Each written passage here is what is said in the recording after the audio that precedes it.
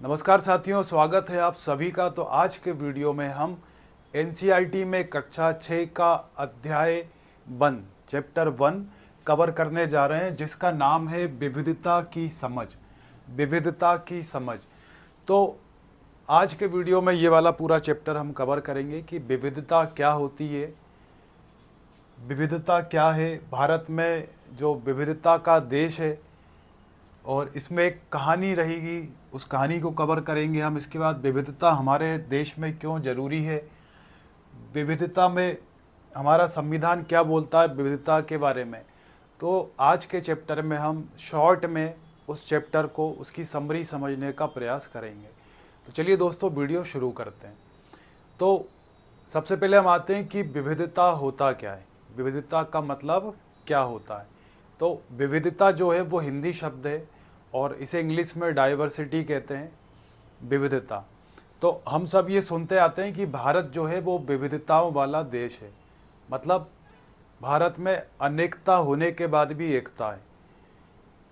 भारत जैसे विशाल देश में जो आज 100 लगभग 40 करोड़ जनसंख्या है, तो भारत में सबसे ज़्यादा डाइवर्सिफाई माना जाता है भारत को, सबसे ज़्यादा विविधताओं वाला देश है।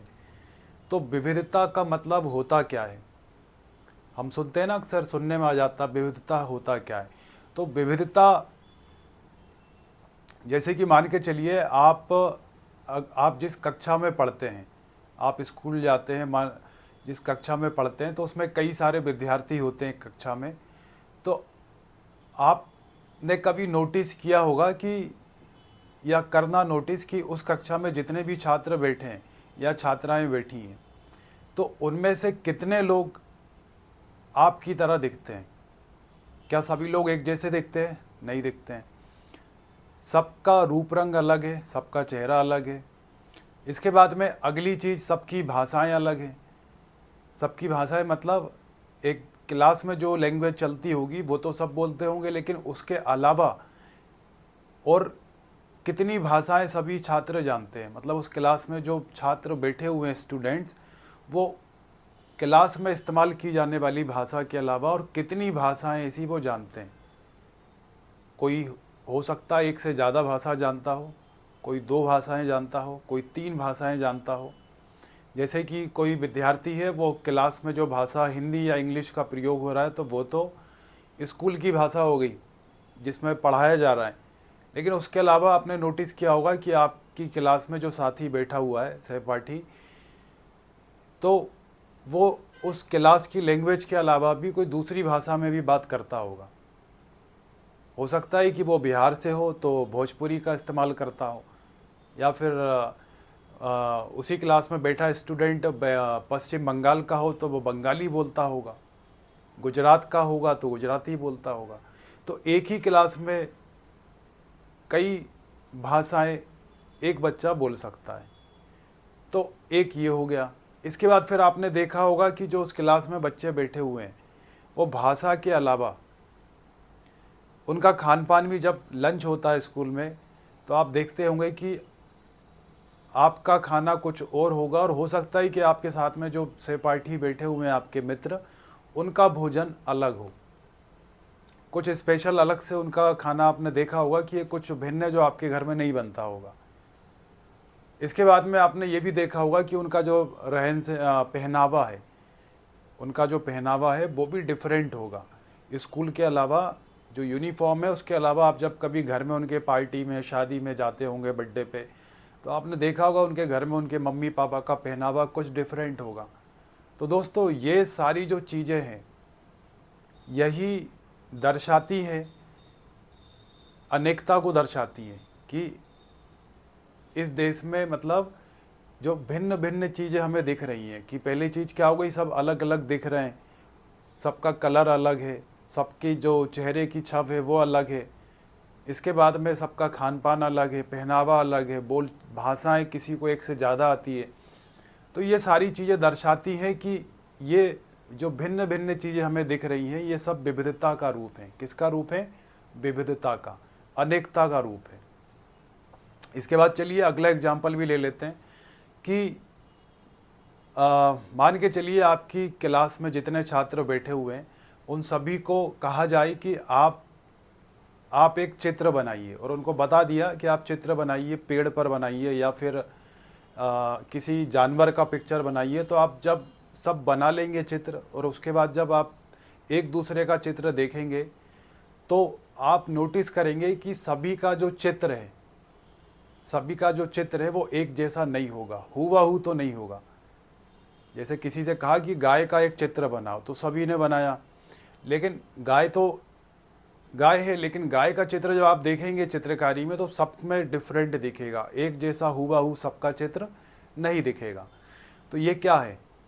तो ये भिन्नता है कि सब लोग एक जैसा काम नहीं कर सकते। तो ये भी किसका रूप हो गया? विविधता का रूप हो गया। तो ये जो सारी चीज़ें हैं ये हमें दर्शाती है कि ये विविधता है। मतलब विविधता क्या है? तो अलग अलग भाषाएं, मतलब अलग अलग जो भाषाएं बोली जाती हैं एक ही देश में। जैसे हमारा भारत देश है, भारत देश विविधताओं से भरा हुआ देश है। तो भारत में आपने देखा होगा कि अलग अलग भाषाओं का प्रयोग किया जाता है। आप भारत का जो हमारा नक्शा है उसमें आप देखेंगे तो भारत में उत्तर तरफ आप जाएंगे, उत्तर भारत की भाषा अलग होगी, और जब दक्षिण में हम जाएंगे तो दक्षिण भारतीयों की भाषा अलग है, बिल्कुल अलग खान पान। उत्तर भारत का, पंजाब का आप खाना देखेंगे तो अलग खाना है, और वही हम जब दक्षिण भारत में जाते हैं तो दक्षिण भारत में जो समुद्र के पास रहते हैं लोग, समुद्री किनारे, समुद्र क्षेत्र, समुद्र के पास जो शहर हैं, राज्य हैं, वहाँ के जो निवासी हैं, उनका आप भोजन देखेंगे तो उनका भोजन, वो ज़्यादातर आपने देखा होगा मछली या चावल वो प्रीफर करते हैं, मछली और चावल खाते हैं साथ में। और वहीं जो पहाड़ी इलाके हैं तो पहाड़ी इलाके का भोजन अलग होगा। इसी तरह से अलग पहनावा, तो दक्षिण भारत के लोगों का पहनावा अलग रहेगा, और वही उत्तर भारत के लोगों का पहनावा अलग रहेगा। परंपराएं अलग अलग हैं। अब जैसे हमारे देश में अलग अलग धर्म के लोग रहते हैं, हिंदू धर्म के लोग रहते हैं, मुस्लिम धर्म के लोग रहते हैं, सिख रहते हैं, ईसाई रहते हैं, तो सभी का पहनावा अलग अलग है। तो ये सारी जो चीज़ें हैं ये विविधता का रूप है। अलग भाषाएं बोलना, एक ही क्षेत्र में अलग अलग भाषाओं का उपयोग करना, अलग अलग कपड़े पहनना, अलग अलग रीति रिवाज परंपराएं होना, अलग अलग धर्म होना, ये सब किसका रूप है दोस्तों? ये सभी जो रूप है ये टाइप्स है विविधता का। इसे ही हम विविधता कहते हैं। विविधता मतलब एक क्षेत्र में, एक स्थान पर या किसी एक देश में बहुत सारे लोग रह रहे हैं, लेकिन उसके बाद भी सबकी अलग अलग भाषाएं, सबके अलग अलग धर्म, अलग अलग पहनावा, मतलब अलग अलग तरह के कपड़े पहनना, और अलग अलग परंपराएं। तो ये सब विविधता को दर्शाती हैं किसी भी क्षेत्र की। तो विविधता मतलब क्लियर हो गया है। अब इसके बाद में भारत पे आते हैं। तो भारत क्या है? विविधताओं वाला देश है। भारत जो है पूरी दुनिया में सबसे ज़्यादा डाइवर्सिफाई, मतलब डाइवर्सिटी वाला देश माना जाता है। विविधताओं वाला देश सबसे बड़ा कौन सा माना जाता है पूरी दुनिया में? भारत। भारत से ज़्यादा विविधता पूरी दुनिया में किसी भी देश में देखने को हमें नहीं मिलेगी, क्योंकि भारत की जो जनसंख्या है वो सबसे ज़्यादा जनसंख्या है, और इतनी ज़्यादा जनसंख्या होने के बाद भी सबसे ज़्यादा वहाँ पे विविधता है। तो भारत जो है वो विविधताओं से भरा हुआ देश है, और उसके फ़ायदे भी हैं। भारत में अनेकता में एकता है। जब बहुत ज़्यादा विविधता होती है किसी क्षेत्र में तो उसके फ़ायदे क्या होते हैं? वहाँ पे एकता, आपको एकता मिलेगी। वहाँ पे हमें क्या लगता है कि ज़्यादा डाइवर्सिफाई होगी, विविधताएं होंगी तो वहाँ पर एकता नहीं होगी, लेकिन ऐसा नहीं है। क्यों नहीं है? क्योंकि हम थोड़ा सा अगर अंग्रेज़ों के दौर में जाएंगे, जब अंग्रेज़ों का राज हुआ करता था हमारे देश में, तो अंग्रेज़ों को भगाने के लिए हमारे यहाँ पर हिंदू हो, मुस्लिम हो, सिख हो, इन सभी ने मिलके, महिलाएं हो, पुरुष हो, इन सभी ने उस समय इस उस समय एकत्र होकर के अंग्रेजों के खिलाफ लड़ाई लड़ी थी। हिंदू, मुस्लिम, सिख, महिलाएं, पुरुष। तो ये सब क्या है? ये सब विविधता ही तो हैं। अलग अलग धर्म के लोग, अलग अलग लिंग के लोग, महिलाएं, पुरुष। लेकिन जब अंग्रेजों से लड़ना था उन्हें, तो सब एक हो गए। अंग्रेजों से लड़ना था तो अंग्रेजों के खिलाफ, अंग्रेज जो हमारे यहाँ पे अत्याचार कर रहे थे, तो उसके खिलाफ उस समय सभी लोग एक होकर के लड़े, अंग्रेजों को भगाने का काम किया। तो भारत में जो विविधता है उसका फ़ायदा, ये फ़ायदा है कि जब कोई मुसीबत आती है देश पे तो सब एक हो जाते हैं। इसके बाद क्योंकि अंग्रेज़ों को तो ये लग रहा था कि भारत से आसान कोई देश है नहीं जहाँ के लोगों को तोड़ा जा सके, क्योंकि अंग्रेज़ों को ऐसा लगता था कि भारत में इतनी ज़्यादा विविधता है तो यहाँ के लोगों को आसानी से यहाँ पे फूट डाली जा सकती है, यहाँ के लोगों में फूट डाली जा सकती है। लेकिन जब बात आई कि अंग्रेज़ों के अगेंस्ट जाना है तो सब एक हो गए थे। तो इसीलिए हमारे देश में अनेकता में होने के बाद भी एकता है। अलग अलग धर्म के लोग हमारे यहाँ पे रहते हैं, अलग अलग त्यौहार मनाते हैं। जैसे कि आपने देखा होगा कि केरल में, हमारे यहाँ पे देश एक ही है, इंडिया, भारत, लेकिन यहाँ पे अलग अलग तरह के लोग रहते हैं, अलग अलग धर्म के लोग रहते हैं, अलग अलग क्षेत्र के लोग रहते हैं। जैसे आप उत्तर भारत में हमारे अलग तरीके के त्यौहार मनाए जाते हैं, और वहीं आप देखेंगे केरल का एक प्रसिद्ध फेस्टिवल है, वो आपने सुना होगा, उसको केरल में बहुत उत्साह के साथ मनाया जाता है, जिसका नाम है ओणम नाम है जिसका। तो वहाँ पे नाव प्रतियोगिता होती है और केरल का प्रमुख त्यौहार है ओणम। तो वहाँ पे ओणम साउथ इंडिया में, केरल में मनाया जाता है, जबकि नॉर्थ इंडिया में इस त्यौहार को ओणम नाम से नहीं मनाया जाता है। तो ये देखिए आप, ये त्योहारों वाली हमारे यहाँ विविधता हो गई, रीति रिवाज अलग अलग हैं। इसके बाद में दोस्तों अगली चीज़, ये आप देखिए एनसीईआरटी जो हम पढ़ रहे हैं कक्षा 6 का फर्स्ट चैप्टर विविधता की समझ, तो उसमें एक कहानी है इंटरेस्टिंग, एक छोटी सी कहानी है, और उस कहानी में 2 किरदार हैं और दोनों किरदारों का नाम समीर है। 2 लड़के हैं, दोनों लड़कों का नाम समीर है। तो एक का नाम रखा है समीर 1 और दूसरे का नाम रखा है समीर 2। तो इसमें कहानी में इसका बताने का मतलब ये है कि इस कहानी के माध्यम से उस एनसीईआरटी किताब में चैप्टर 1 में समझाया गया है कि जो विविधता है वो कहानी के माध्यम से समझाई गई है। आप भी सुनिए, आपको मज़ा आएगा। तो समीर 1, समीर 2, 2 लड़के रहते हैं, छोटी सी कहानी है। तो समीर 1 जो है उसका बैकग्राउंड आप देखो यहाँ लिखा हुआ है। समीर 1 हिंदू लड़का है। अब इसको आप पढ़ के समझना, विविधता आपको समझ में आएगी। समीर 1 हिंदू लड़का है, समीर 2 मुस्लिम लड़का है। समीर 1 स्कूल जाता है, समीर 2 अखबार बेचता है। समीर 1 अच्छे इलाके में रहता है, समीर 2 गरीब इलाके में रहता है। तो दोनों में आप क्या नोटिस कर रहे हैं कि दोनों में आपको क्या भिन्नता दिख रही है, क्या डिफरेंस दिख रहा है? तो देखिए आप, ये दोनों जो समीर हैं, इन दोनों में अच्छा एक कंपेयर किया जा सकता है विविधता का। कैसे? देखिए आप, ये दोनों भारत में रहते हैं। दोनों कहाँ रहते हैं? भारत में रहते हैं। तो समीर 1 हिंदू लड़का है, समीर 2 मुस्लिम लड़का है। तो दोनों अलग अलग धर्म के, एक हिंदू है और एक मुस्लिम है। तो दोनों में ये देखिए आप, विविधता हो गई ना, कि 2 अलग अलग धर्म के लोग और एक ही देश में रह रहे हैं, एक हिंदू एक मुसलमान। अब इसके बाद में अगली चीज़, समीर 1 स्कूल जाता है, समीर 2 अखबार बेचता है। तो जो समीर 1 है वो होता क्या है कि अपनी साइकिल से डेली वो पढ़ने के लिए कोचिंग या स्कूल जाता है। तो उसको एक जो रेड सिग्नल्स होते हैं, ट्रैफिक सिग्नल्स होते हैं, तो ट्रैफिक सिग्नल जब होता है तो ये समीर वहाँ पे रुकता है, समीर 1 सिग्नल का वेट करता है। तो इसी बीच में समीर 2 जो मुस्लिम लड़का है वो अखबार बेचने का काम करता है। तो वो दौड़ते हुए आता है चिल्लाते हुए कि अखबार अखबार अखबार, न्यूज़पेपर, और इसके पास जाके बोलता है कि न्यूज़पेपर इसको देने लगता है। तो समीर 1 इससे पूछता है मुस्लिम लड़के से, हिंदी वाला अखबार मिलेगा क्या?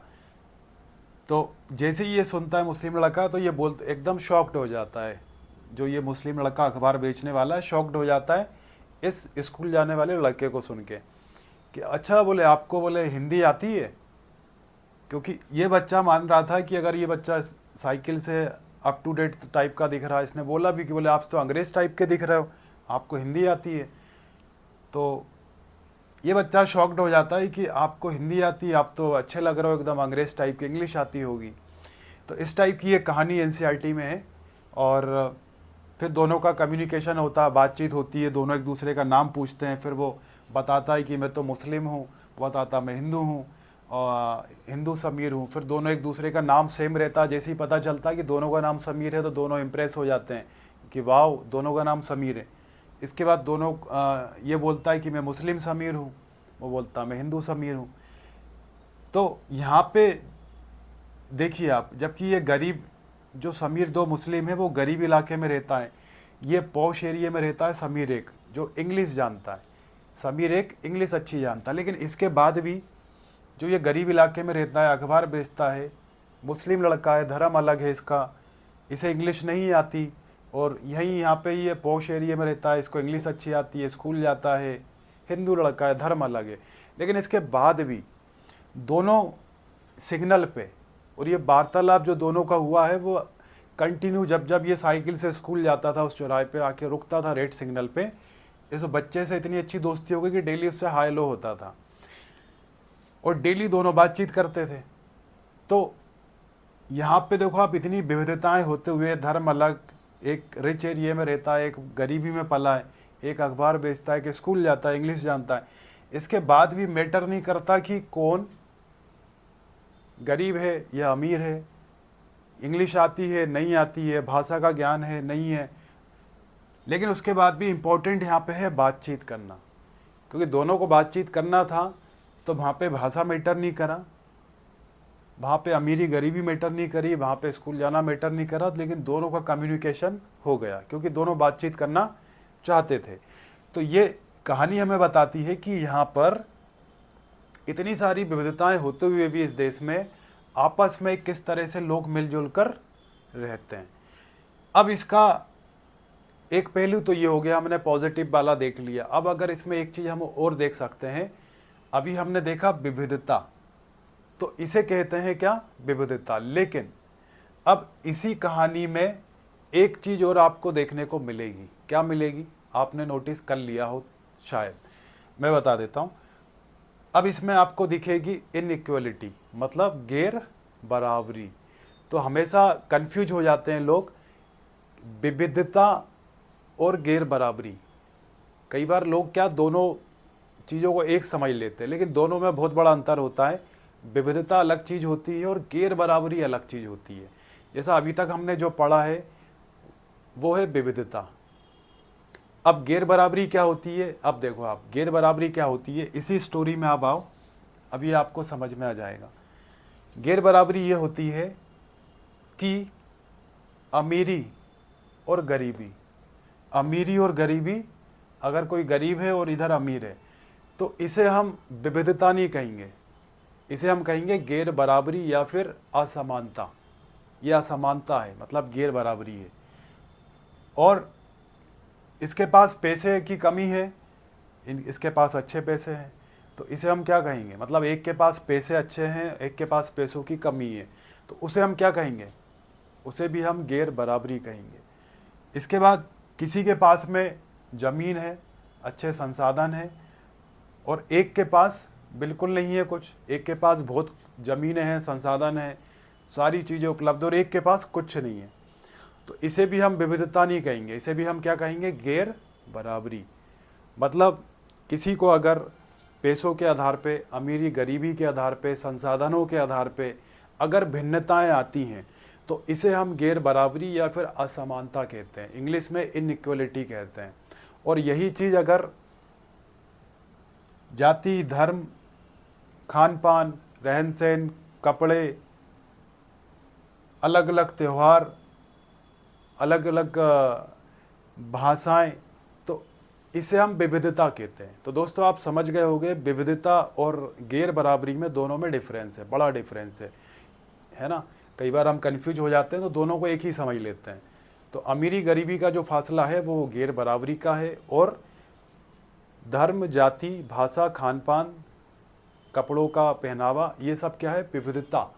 ये विविधता के उदाहरण हैं। अब इसके बाद गैर बराबरी का एक और बड़ा उदाहरण है, और वो है जाति व्यवस्था। कैसे? वो ऐसे कि जाति व्यवस्था जो है, पहले क्या होता था कि जाति व्यवस्था के आधार पर ही ये निश्चित हो जाता था कि जो जिस जाति में पैदा हुआ है वो वही काम करेगा, मतलब वो चाह कर भी दूसरा काम नहीं कर सकता है। जैसे कोई व्यक्ति अगर कुम्हार के घर पैदा हुआ तो ये निश्चित हो जाता था कि अब इसका लड़का भी कुम्हार का ही, घड़े बनाने का ही काम करेगा। कोई दूसरा काम अगर हुनर भी होगा उसके अंदर तो वो नहीं कर सकता था। तो ये जाति व्यवस्था भी जो है ये भी एक गैर बराबरी का उदाहरण है। मतलब जाति व्यवस्था, उसे विविधता का हम उदाहरण नहीं कहेंगे। जाति व्यवस्था जो है वो क्या है, गैर बराबरी, असमानता। क्योंकि यही होता था ना पहले कि अगर जो कुम्हार के घर कुम्हार होगा, इसके घर ये हुआ तो फिर ये यही करेगा, ये पंडित के यहाँ जन्म लिया तो ये पंडिता ही करेगा, भले ही वो पंडित लायक उसमें कुछ भी ज्ञान वाली बात ना हो। तो ये सब क्या है, किसके उदाहरण है? ये सब है गैर बराबरी के, असमानता के। तो दोस्तों आप इसको समझ गए होंगे बेहतर तरीके से। अब इसके बाद हम आगे बढ़ते हैं। तो अब यहाँ पे आप देखिए विविधता क्यों ज़रूरी है, विविधता क्यों ज़रूरी है। तो हमने वैसे ऑलमोस्ट कवर कर ही लिया है, लेकिन आप फिर यहाँ पे देख सकते हैं कि विविधता के जो लाभ हैं, आपको नए नए विचार मिलते हैं, ठीक है, एक दूसरे को समझते हैं हम, सहनशीलता बढ़ती है, समाज में शांति बनी रहती है, नए नए विचार मिलते हैं। कैसे मिलते हैं नए नए विचार? जैसे ये जो नए नए विचार हैं वो कैसे मिलते हैं? तो अब मन प्रश्न आता है ना, विविधता के क्या लाभ होते हैं। कि विविधता तो हमने जान लिया विविधता क्या होती है, उसको कंपेयर भी कर लिया। जो कन्फ्यूज हो जाते थे कि भाई गैर बराबरी और इसके दोनों के एग्जाम्पल एक जैसे लगते हैं तो हम मान लेते थे कि दोनों विविधता ही है, वो भी समझ लिया। लेकिन अब विविधता के लाभ क्या होते हैं? अगर किसी देश में विविधता है तो उसके बेनिफिट ओवरऑल क्या होते हैं? तो अगर विविधता है तो विविधता होता क्या है कि विविधता एक दिन में नहीं आई है। विविधता में क्या होता है कि जब किसी स्थान से किसी स्थान कई सालों, मतलब इतिहास, अगर इतिहास में हम देखेंगे तो इतिहास में एक स्थान से दूसरे स्थान लोग व्यापार के लिए जाते थे। मतलब आज से अगर आप देखेंगे, पहले जब हवाई जहाज नहीं चलते थे, जब कारें नहीं चलती थी, जब ट्रेनें नहीं चलती थी, तो क्या उस समय लोग यात्राएं नहीं करते थे? उस समय भी लोग यात्राएं करते थे। मतलब एक स्थान से दूसरे स्थान आया जाया करते थे। तो ये क्यों बता रहा हूँ मैं? इसलिए बता रहा हूँ कि इसका महत्व है। जो यात्रा है, जब एक इंसान दूसरे स्थान पर जाता है तो वो अपनी संस्कृति लेके जाता है, वो अपना खान पान लेके जाता है, वो अपने विचार लेके जाता है। तो जब लेके जाता है तो वो वहाँ की संस्कृति में जहाँ पे जा रहा है, वो वहाँ पे उसके जो विचार और संस्कृति है वो वहाँ घुल मिल जाते हैं, और वो भी वहाँ की जो संस्कृति खान पान है उसमें मिक्स हो जाता है। जैसे आज ही आप एग्जांपल लीजिए कि हम लोग जब आज के टाइम भी आप देखेंगे कि ताज़ा उदाहरण आज के समय का लेते हैं कि आज भी हम देखते हैं इंडिया में या पूरी दुनिया में, इंडिया का ही ले लेते हैं, क्या काम के लिए, हम अपना काम करने के लिए लोग एक स्थान से दूसरे स्थान नहीं जाते हैं? जाते हैं रोजगार के लिए। कोई गुजरात का, कोई यूपी का है तो गुजरात जाता है, कोई गुजरात का है तो मुंबई जाता है, वो रहने लगता है वहाँ पे, काम करता है। तो सबके कल्चर अलग अलग है। गुजरात का अलग है, महाराष्ट्र का अलग है, एमपी का अलग है, यूपी का अलग है, पंजाबियों का अलग कल्चर है। तो जब वो एक स्टेट से दूसरे स्टेट में जाते हैं तो वो अपना कल्चर लेके उस स्टेट में जाते हैं। तो जब वो रहने लगते हैं तो आपने देखा होगा, रहते रहते वो वहाँ के रीति रिवाज में घुल मिल जाते हैं। जैसे कोई सरदार है पंजाबी, आपने देखा होगा पंजाबी, अगर वो कोई मान लो गुजरात में आके वो रह रहे हैं तो काफ़ी साल हो गए उन्हें रहते रहते, उनके पापा परदादा, उनके पीढ़ी बच्चे सब साल हो गए, तो आप देखेंगे कि वो पंजाब के रहते हुए भी वो गुजराती बोलते हैं। मतलब पंजाब सुन के क्या दिमाग में आता है कि पंजाबी बोलते होंगे, लेकिन पंजाबी के साथ में एक लैंग्वेज और सीख ली उनने गुजरात में, गुजराती। तो गुजरात आके उन्होंने अपनी वहाँ के कल्चर को एडॉप्ट कर लिया, और जो उनके आसपास मोहल्ले में रहते होंगे वो उनके कल्चर को अडॉप्ट कर लिया होगा कि एक दूसरे के यहाँ जब कोई त्यौहार हो रहा है, कोई शादी हो रही, कोई फंक्शन हो रहा, तो आना जाना होता है, तो फिर एक दूसरे के उसमें घुल मिल जाते हैं, संस्कृति में, रीति रिवाज में। तो ये सबसे बड़ा फ़ायदा है कि एक दूसरे से हम एक दूसरे को समझते हैं, नए नए विचार मिलते हैं। और इतिहास में भी आप जाएंगे तो मैंने जैसा अभी बता रहा था आपको कि रेल नहीं चला करती थी, बसें नहीं चला करती थी, जहाज नहीं होते थे, तो क्या लोग आते जाते नहीं थे? तब भी आते जाते थे। कैसे? तब आते जाते थे लोग ऊँट से, घोड़े से, पैदल चलते थे और कई किलोमीटरों मतलब सफ़र करते थे। मध्य एशिया से हमारे देश में आते थे, जम्मू कश्मीर आते थे, केरल तक आते थे, व्यापारी आते थे मसाले लेके, रेशम लेके, ये सब व्यापार चलता था। और जैसे जो लद्दाख है, लद्दाख, अब देखो आप एक चीज़ और, हाँ, जो एनसीईआरटी में किस तरह से मतलब भिन्नताएं आपको बता रहा हूँ मैं। आप लद्दाख देखना, लद्दाख हो गया नॉर्थ इंडिया का, और नीचे तरफ आप आ जाओ दक्षिण भारत में केरल। दोनों की जो भौगोलिक स्थितियां हैं उनमें बहुत अंतर है। कैसे अंतर है?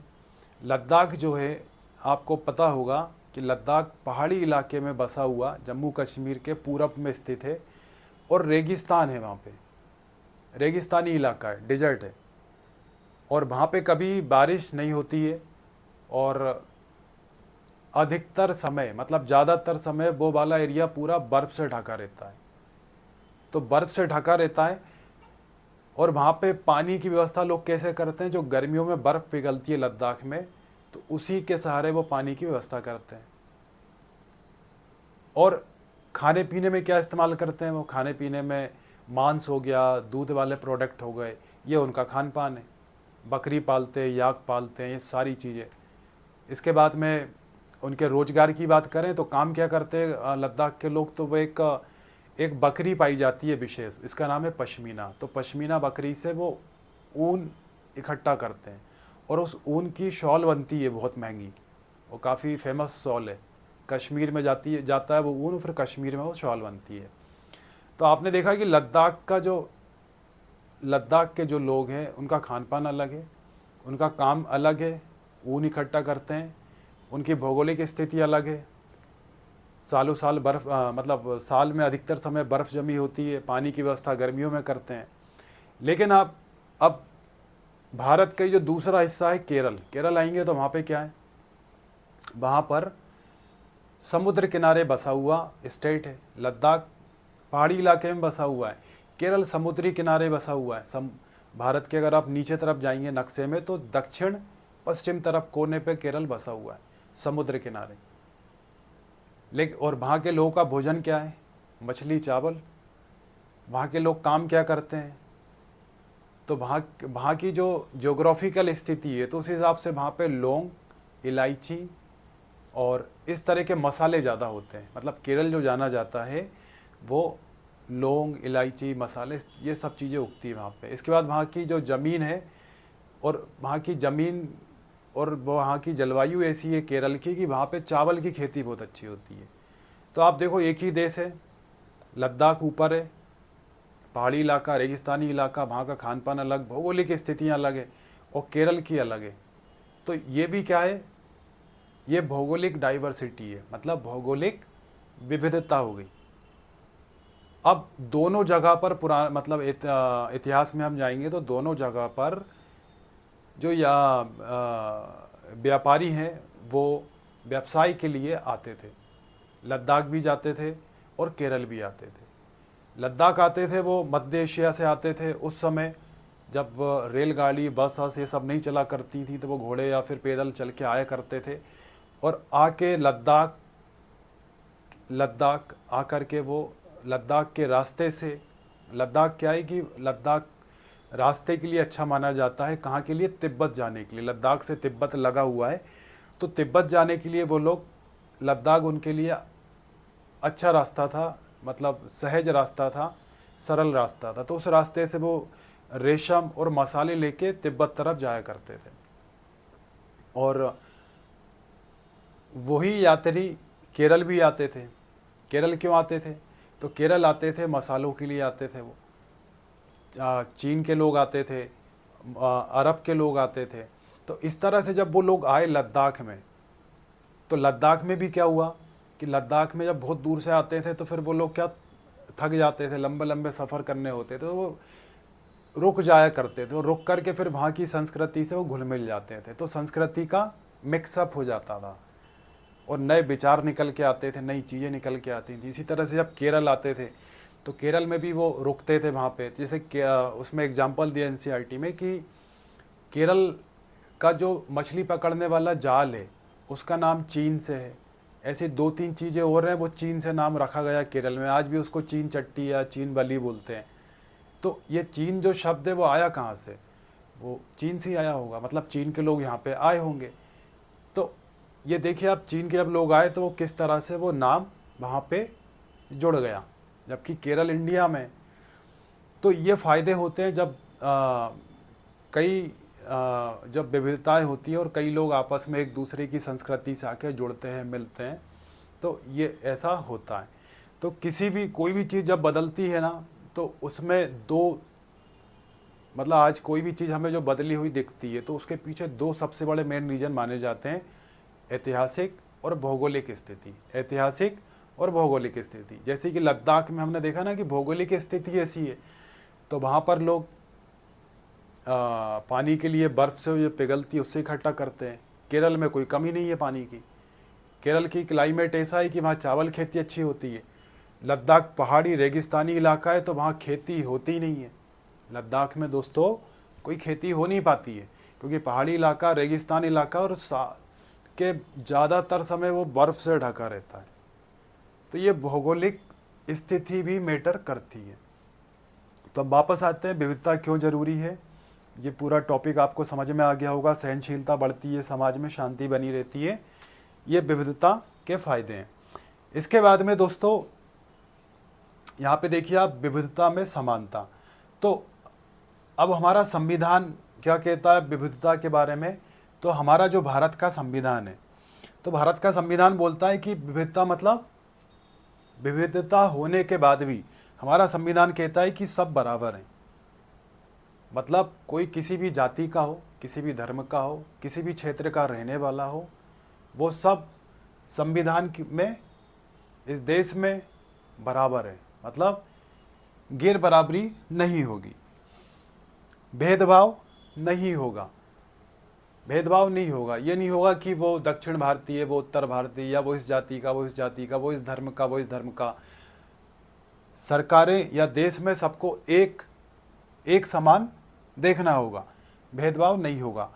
सभी को समान अधिकार, सभी को समान अधिकार। किसी भी जाति धर्म का हो, वो सबके लिए समान अधिकार, महिला हो पुरुष हो, सबके लिए समान अधिकार। तो दोस्तों आज हमने बहुत अच्छे से डीपली जाके चैप्टर 1 कंप्लीट किया है, जिसका नाम विविधता की समझ। तो आपको समझ में आ गया होगा, जो मेन की पॉइंट्स है वो मैंने आपको बताने की कोशिश की है, और ये अब कंटिन्यू सीरीज हमारी चलेगी। तो आप पॉलिटी जो है पूरी 6 से लेके 12th क्लास तक, 6 से लेके 12th क्लास तक एनसीईआरटी वो पूरी कवर करेंगे हम। तो आज पहला चैप्टर है। तो चैनल पे अगर आप नए हैं तो आप सब्सक्राइब ज़रूर कर लेना, ताकि आपको सारी वीडियो जो क्लास आने वाली है उससे आप अप टू डेट रहें। तो तो ये आपके लिए हेल्पफुल रहेगा। और दोस्तों आज के वीडियो में इतना ही था। तो वीडियो अच्छी लगी हो तो लाइक करिएगा, और आपका कोई डाउट हो, कोई क्वेश्चन हो तो मुझे कमेंट करिएगा, उसका जवाब मिलेगा आपको। और चैनल पर अगर आप नए आए हैं तो सब्सक्राइब ज़रूर करिएगा। तो दोस्तों आज के वीडियो में इतना ही था। तो फिर मिलते हैं दोस्तों अगले वीडियो में।